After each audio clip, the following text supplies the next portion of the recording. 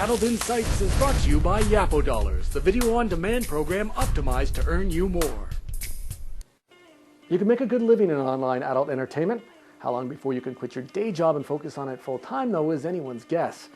But here are some thoughts on how much you can expect to make at the start. A newbie webmaster, I'd say, talking on the straight side of the market, the newbie market.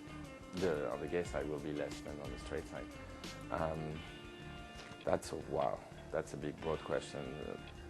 How much can you make? You can make hundreds of thousands of dollars if you put your heart into, and you have knowledge of technology, and you can make the right content deals or have your own content and put in the time, and then develop partnership, business relationship with trusted partners, and you can make a lot of money. Some young kids make a lot of money on their own. So the opportunities are big. It's just you got to be very, very serious about it. How much money can you expect to earn? Again, the earning potential is unlimited. Technically, yes. That's fair to say. But realistically, you probably take a loss the first couple of months. There's an investment of software that people don't often talk about. If you really have a strategic or unique idea, you could probably make money instantly. But if you're doing traditional webmaster routes, which is posting galleries, that kind of stuff, I think it's going to take a few months before you start seeing money come in. So, and how much money? Well, it depends how much hours you put in. And I wish I could give you a figure, because but it's a really weird industry where you have guys that are putting 16 hours a day and making X amount of dollars, and then you have guys that I know working 2 hours a day making so much more than them putting in. So it's a very unique business model. There's no clear answer. Some people come in and they don't know what hosting is.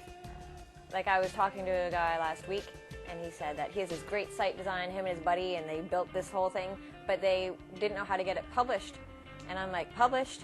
You mean put online?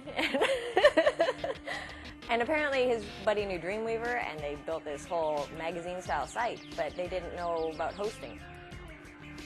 So it all depends on how much research you've done and who you know and the tools you have and how many hours you have to put into it. The income potential it's unlimited. It's just dependent upon how hard you want to work, kind of like anything else in life. You get out of it what you put into it. I think that adult doesn't pay that much at all for employees.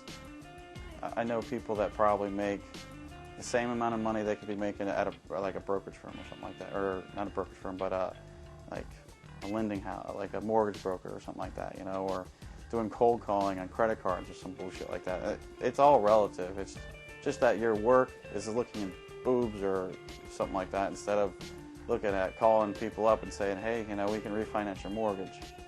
It's a different environment. That's probably the only thing. Depending on your new webmaster come in who's got an SEO background, probably can make big bucks pretty quick. If you want to come in and say be an affiliate manager for one of the larger companies, you're probably looking at $45,000 a year, something like that, up. Models can get paid anything. Really, there's the cheap guys out there who will try and get a girl to do a blowjob scene for $50. There's no set specific rates. If you go to specific markets, there are certain rates. If you go to LA, there's LA rates. If you go to Toronto, there's a general Toronto rates. But that doesn't mean everyone's paying those rates. Some people are paying much higher, and some people are trying to get by with much lower. And there are, I hate to say it, but crack whores who will do it for next to nothing. And if they can get it for next to nothing, they might pay them next to nothing.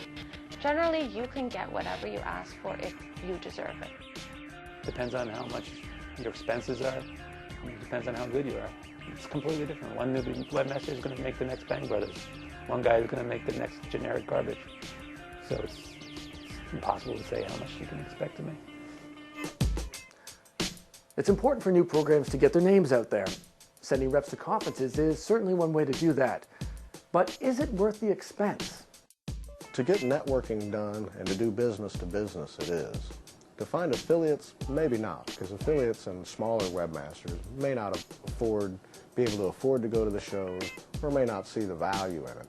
But the business-to-business aspect, and getting your name out there, and having the trade publications know who you are, and to get some love when you put out a press release. If you don't attend any of the shows and nobody really knows who you are, it's a lot more difficult. I think it's important for programs to send somebody to shows. You know, like I go to most of the shows. Richard or Rockhard comes to some of the shows. But it's important because you have to have some kind of relationship connection to your customers, or in our case, traffic sources, whatnot, affiliates. And I think it creates a personal connection, because even though we're constantly on ICQ, we're on the boards, emails, I still think a personal connection strengthens those relationships. And in an online environment, we forget that, and that's why we have people flying in from Amsterdam, all over Europe, Australia, you know, coming to a show, because it's good to put a name with or face with the name and a face with the relationship. As being the guy that you should be talking to me, like, to get traffic from, I guess it's important. Like, I met a few people so far that were in this conference, and I would deal with them. But I do most of my business, like probably everyone else, online, ICQ. I think it's important to, if you want to grow, then yes, it is important to be at the conferences, to meet people, because people will definitely do business with someone they've met over someone they haven't met. It's just much easier to get your foot in the door once you've shaken hands with the person. Yes, not to necessarily to every show. Again, there's got to be an actual logical business reason to have whatever level of presence, but service provider companies almost have an obligation to have a presence, more so even than any sponsors and any of the actual merchant companies, if you will, that are at the top of the food chain. Because I look at it as we exist because of the ability for the merchant to succeed. Otherwise, I don't have a business. The business-to-business stuff. Other affiliate reps and traffic trades, and again, putting faces to names. It's hard to build a relationship, a good business relationship via ICQ. And, you know, a lot of guys don't even like a phone call anymore, so, you know, it's nice to go to the shows, put faces to names, and so people know that you're around and you're not hiding behind an ICQ number.